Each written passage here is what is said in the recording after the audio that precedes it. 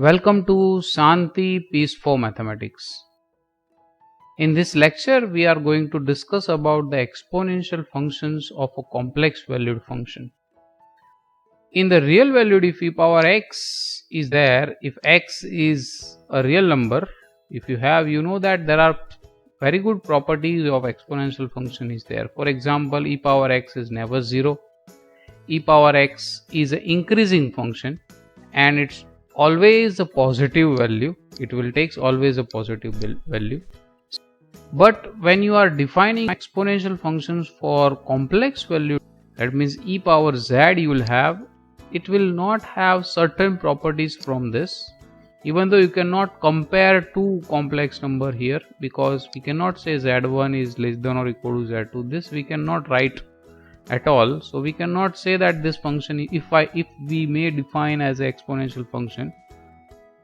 So this exponential function as a complex valued function is totally different than the real valued function. So what is the motivation to define the exponential function? Because you know the Euler's formula is e power I theta is cos theta plus I sin theta that we have. And this already includes the imaginary part here. I theta is the purely imaginary number. So with that argument or with that intuition, we can able to define the exponential function for any complex number. So how the definition is there? E power z will be e power x plus iy, that you know it is have, and it will define as e power x into e power iy. And if you use this Euler's formula, we can write as e power x into cos y plus I sin y. So this way we can define. Now let's have some properties of this complex. Let us observe that e power z plus 2i n pi. As per this definition, if z is equal to x plus iy, we can write out this is x plus iy plus 2i n pi. By definition of addition, we can write this is as x plus iy plus 2n pi. And by definition of exponential function, we can write as e power x into e power y plus 2n pi. And by Euler's formula, we can write as this is cos y plus 2n pi plus I sin y plus 2n pi.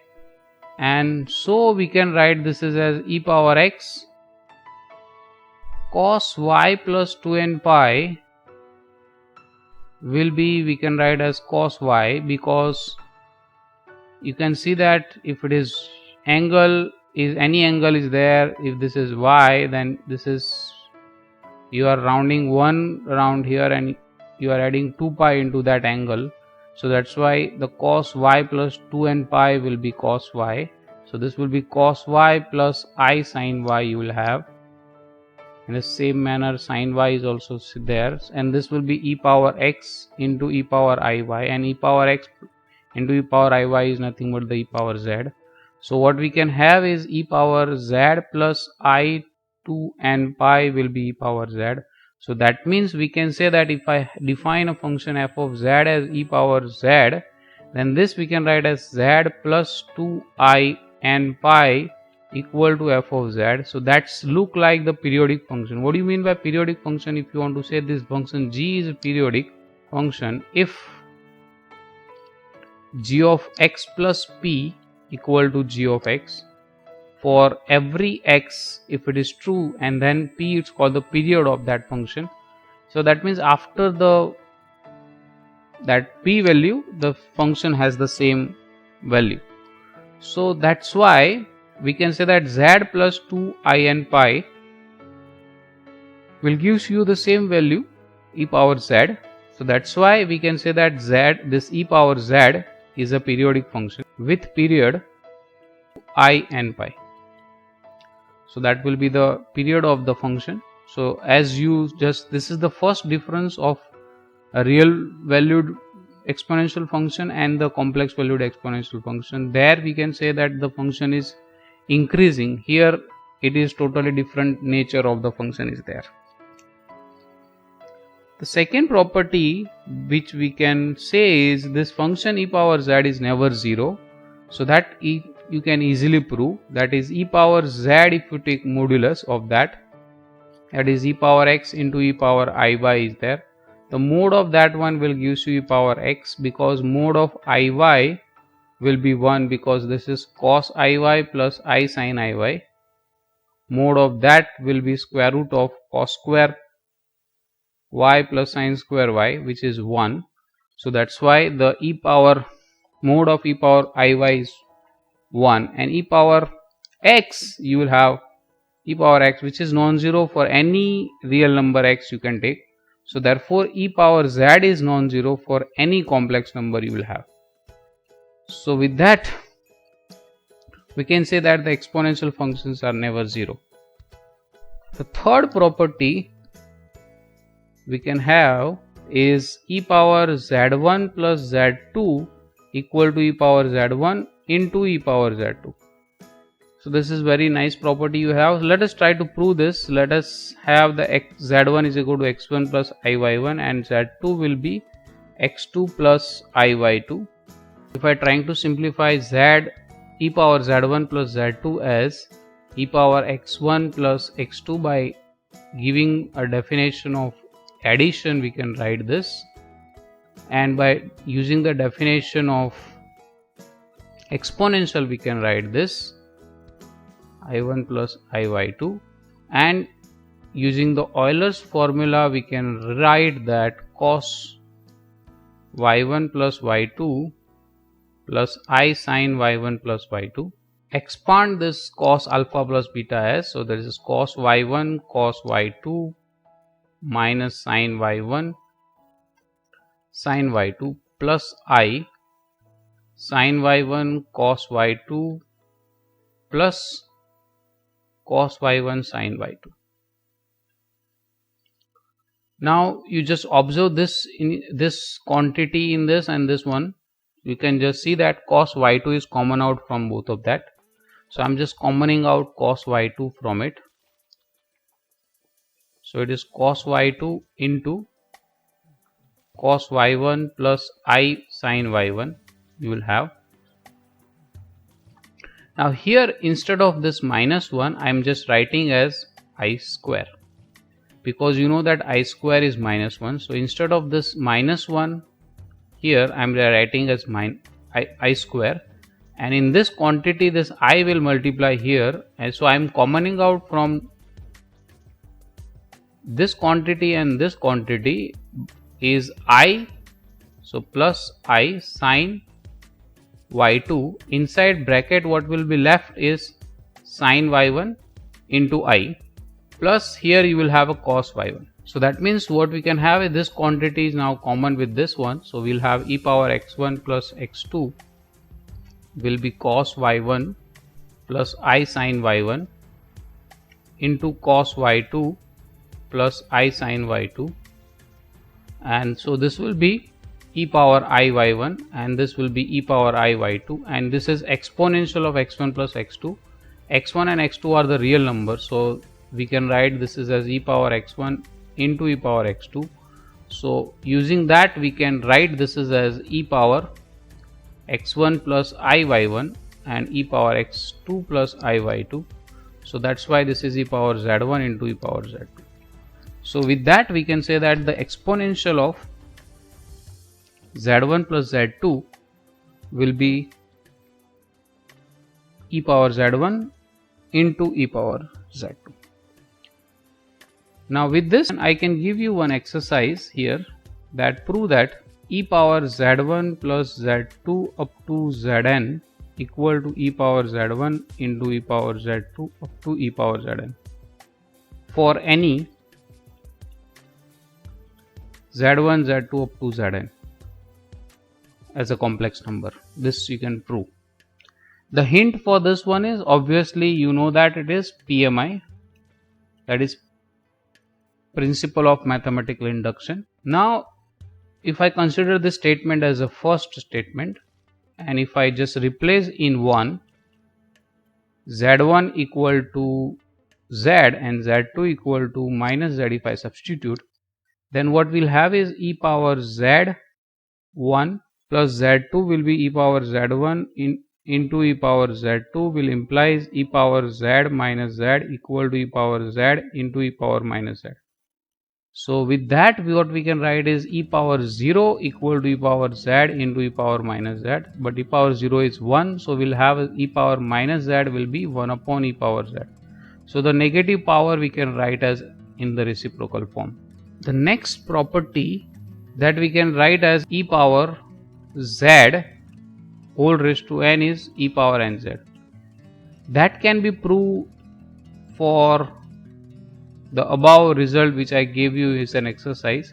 In this, you just take it as z1 equal to z2 up to zn equal to z. So all this value if you take same, then this will be nz, and this is e power z into e power z up to e power z in multiplication. So it is e power z power n. So that's why we'll have this result. Those who are interested, they can try to prove this n is belongs to z also. This result is true. Now the next result or next property we have is very interesting. Prove that this e power z equal to w has infinitely many solution. See here, w is a constant number and z is a variable. So here for that z we are solving this equation. For example, if you have a given e power x is equal to 1, then you know that this equation only have one solution, because if you take log both sides, it will be log ln will be there and the answer will be 0. So it has only unique solution, is only one solution is there. But in that case of the complex valued function, it has infinitely many solutions. How to prove that? Let's see this. First, you can just observe what will be the w. W is always non-zero. Why? Because e power z is non-zero. So we can talk about the polar form of this w. If you have a polar form of w, we can write the polar form of a w as mod of w into e power I theta or phi. This phi I am taking as the argument of whatever the w is there. Whatever the argument of w I am denoting as a phi. So we'll start with that. E power z is equal to w implies e power x into e power iy equal to mod of w into e power I phi. Now here there are two complex numbers, and you know that the two complex number r1 e raised to I theta 1 equal to r2 e raised to I theta 2. If they are equal, then the modulus are equal, and so you'll have theta 1 equal to theta 2 plus 2n pi. So the arguments are differ by 2n pi. So that's why due to that we can write as e power x is equal to mod w and y equal to phi plus 2n pi. So that will gives me x will be ln of mod w and y will be this. So z, what is the solution is x plus iy will be ln of mod w plus I phi plus 2n pi, where what is phi? Phi is the argument of w. So this will be the solution of the equation e power z equal to w. It has infinitely many solutions because it will depends on n. So if n is changing, the solution will change. So that's why it has infinitely many solutions are there. Let's have some examples, particular example with the same kind of things. Let's solve e power z is equal to minus 1. So first what you note is mod of e power z is mod of minus 1 will be 1. And what will be the mod of e power z? It is e power x into e power iy. The mod of e power x is same, and mod of e power iy will be 1 because mod of e power iy is cos y plus I sin y. Mod of that is cos square plus sin square, square root of that. So that's why it is 1. So this will gives me e power x will be 1 because e power x is always positive, so I am not writing mod there. So that's why this will gives you x is equal to ln of 1, which is 0. So x is 0. What will be the value of y? You can calculate. So e power z is given as minus 1. So that we can write as e power x into e power iy equal to minus 1. But what is e power x? Due to this, we'll have e power x is 1. So this will be e power iy will be minus 1. So that will gives me cos y plus I sin y will be minus 1. So that will gives me cos y is minus 1 and sin y is 0, because this we can write as minus 1 plus I0. So that means we say that the cos y is minus 1 at this place, minus 1 comma 0 you will have here. This is 1 comma 0. So here it is true for pi, 3 pi or minus pi, 5 pi, and so it is the odd pi is there. So it is 2n plus 1 pi where n belongs to z. So finally what is your z, which is the solution x plus iy, the y is 0 plus I 2n plus 1 pi, n belongs to z. So that is the solution of the given equation e power z is equal to minus 1. The next example I am taking, solve e power 2z minus 1 equal to 1 plus I. So in that also we are doing the same thing as we are discussed in the above example. We take the mode of that, e power 2z minus 1 is equal to mode of 1 plus I. The mode of 1 plus I is square root of 1 plus 1, that is square root of 2. What will be the modulus of 2 plus I is 2x plus iy minus 1.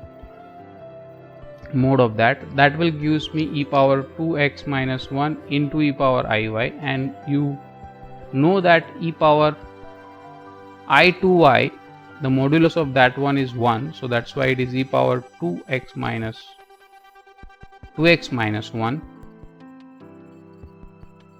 So mode of that one is this. So now I am starting with e power 2z minus 1 is equal to 1 plus I. That will gives me e power, as I have explained you here, this will be 2x minus 1 into e power I2y equal to 1 plus I. So that gives me as 2x minus 1. Due to this it will be root 2, because this will be root 2 you have. So this is root 2 into e power I2y equal to 1 plus I. So this will gives me root 2 into cos 2y plus I sin 2y,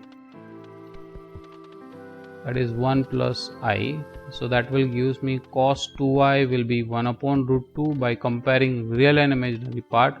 Sin 2y is 1 upon root 2. So that will gives me 2y will be pi by 4 plus 2 n pi, n belongs to z. So that's why that will gives me y is equal to pi by 8 plus n pi, n belongs to z. So that x, what is your x, is 2x minus 1 will be root 2. So that will be 2x minus 1 is ln of root 2. So that is gives me x is equal to 1 by 2 1 plus ln of root 2. So finally what you have is z is x plus iy will be 1 by root 2 1 plus ln of root 2 plus I pi by 8 plus n pi, n belongs to z. This is the solution of the given equation e power 2z minus 1 is equal to 1 plus 1 I. Let's have the another example, so that e power z bar equal to e power z whole bar. So it says that you can take out this conjugate inside into the exponential function. So to prove this, we will start with this side, e power z bar, that is e power x plus iy bar, that we can write as e power x minus iy, that we can write by definition of exponential function, this is e power x into e power minus iy. So that we can write as e power x into cos y minus I sin y due to the Euler's formula. Then we can write this is as e power x cos y plus I sin y conjugate, and that is nothing but the power z conjugate. So that proves this statement. Let's have the another statement. Prove that power I z bar equal to e power I z whole bar if and only if z is equal to n pi. for n belongs to z. In the above, we'll have is e power z bar is equal to e power z whole bar. So here is just change of multiplying I here. So that's change the result. So now this result is if and only if, and you can see that one side is very trivial or easy to prove. Suppose that z is equal to n pi. Now it is easy to prove this side. So I am just putting the value into the LHS, that is e power I z bar. Since this z is n pi, which is a real number, so e power I z bar is nothing but the n pi, and so it is cos n pi plus I sin n pi. So cos n pi is minus 1 raised to n, so that's why it is minus 1 raised to n, plus I 0, sin n pi is 0. So the finally minus 1 raised to n is the answer for LHS. Let's say what is RHS. RHS e power I z whole bar is there, so it is e power I n pi is there, whole bar is there. I already calculated what is e power I n pi. Here it is minus 1 raised to n whole bar, that is minus 1 raised to n. So that means LHS is equal to RHS. So if you have this quantity, this is true, that we can say. Suppose that on the converse side, e power I z bar is equal to e power I z whole bar.